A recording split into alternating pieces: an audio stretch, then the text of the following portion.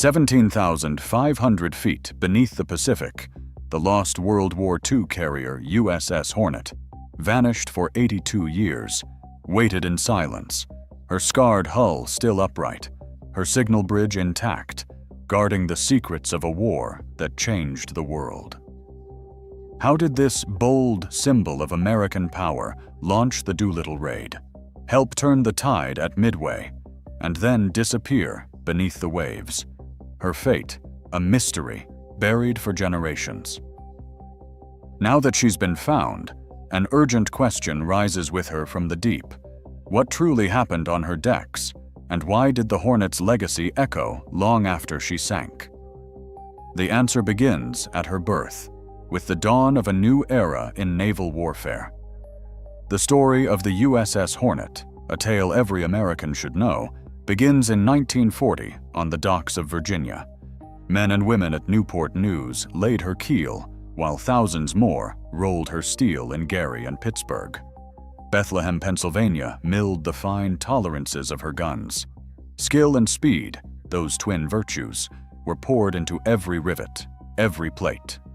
By October 20th, 1941, uniforms crisp and backs straight, the officers and men of the Hornet assembled on deck to commission the Navy's newest carrier. She was built like a heavyweight champ. Everyone aboard knew it. 6 months later, Hornet's flight deck would play host to a secret that defied naval tradition. 16 Army B-25 bombers, each one a land-based giant, squatted nose to tail across the planks. The men who lashed them down, Blue Jackets and Army airmen working elbow to elbow, knew the risks. No one had ever tried to launch bombers this size from a carrier at sea. Jimmy Doolittle, already a legend among pilots, led the raiders. He walked the deck that morning, checking each crew, every last bomb shackle, his face set for what lay ahead. April 18th, 1942. Hornet turned into the wind, engines roaring, the deck pitching under gray skies. Every inch of space mattered. The lead bomber had barely 467 feet to reach flying speed. Deck crews gave the signal, and Doolittle's plane thundered forward, wheels lifting just above the bow. One by one, the bombers followed, each takeoff a gamble against the sea. The roar faded eastward, carrying America's answer to Tokyo. Back on the Hornet, sailors watched the sky in silence, knowing they had changed the war's direction. In that hour, the Hornet was no longer just steel and engines. She was a symbol. Her courage broadcast across 2 oceans and straight into the heart of a nation searching for hope. June 1942. The Pacific was a chessboard, and Hornet sailed into its most decisive game. At Midway, her decks bristled with dauntless dive bombers and devastator torpedo planes, crews tense, knowing the fate of the war might ride on their shoulders. Torpedo Squadron 8, led by Lieutenant Commander John Waldron, launched into the morning haze. 15 planes, each barely armored, pressed home their attack against the Japanese fleet. Not one returned. Out of 30 airmen, only Ensign George Gay survived, rescued hours later from the drifting wreckage. Their sacrifice bought time for the dive bombers to strike, a price paid in full measure. Hornet's air groups scoured the ocean for enemy carriers, often flying on little more than compass bearings and hope. Confusion and exhaustion haunted the ready rooms. Yet in those 3 days, 4 Japanese carriers were lost. Midway became the turning point. But the cost was steep. The Hornet's own squadrons were battered, pilots lost, and the ship's air wing left searching for missing friends after every mission. The months that followed offered no rest. By August, Hornet stood alone as the last American fleet carrier in the South Pacific. Each day brought new alarms. Enemy bombers over Guadalcanal, torpedo wakes slicing the water, and the constant drone of general quarters. Her crew supported the Marines ashore, launching sorties to cover supply convoys and fend off relentless Japanese attacks. Sleep came in stolen hours, nerves frayed by the grind of attrition. Deck crews patched bomb holes between raids. Gunners stared through smoke at incoming silhouettes. In those weeks, the Hornet's men learned that survival was measured not in victories, but in endurance. The shadow of loss grew longer, and every flight carried the weight of those who never came back. October 26, 1942. The Hornet's final morning began with the low drone of enemy aircraft approaching fast, first as specks, then as a swarm. At 9:10, the first bombs struck home, tearing through the flight deck and sending steel splinters flying. Explosions ripped open hatches, shattered elevators, and left the hangar deck burning. The air filled with choking smoke and the sharp tang of aviation fuel. Men rushed fire hoses through corridors slick with oil, dragging wounded shipmates out of the flames. The deck shook again as a Japanese dive bomber, crippled and trailing smoke, dove straight into the island stack. The impact knocked out communications, set the bridge ablaze, and left the command center in chaos. Above, the signal bridge twisted under the heat, while below, engineering crews fought rising water in the dark, every compartment echoing with the roar of ruptured pipes and the hiss of escaping steam. Captain Charles P. Mason walked the battered decks, his uniform soaked and blackened. He called out orders, his voice steady over the din.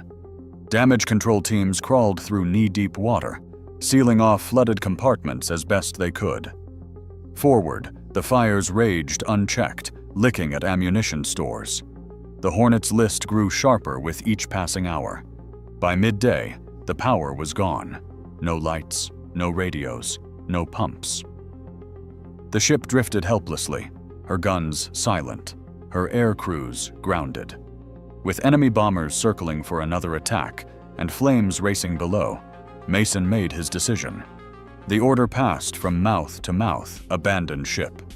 Sailors scrambled to the rails, some helping the injured, others clutching life jackets.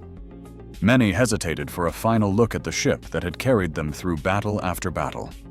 One by one, they plunged into the sea, scattered among burning debris and oil slicks. Destroyers moved in, braving the danger to pull men from the water.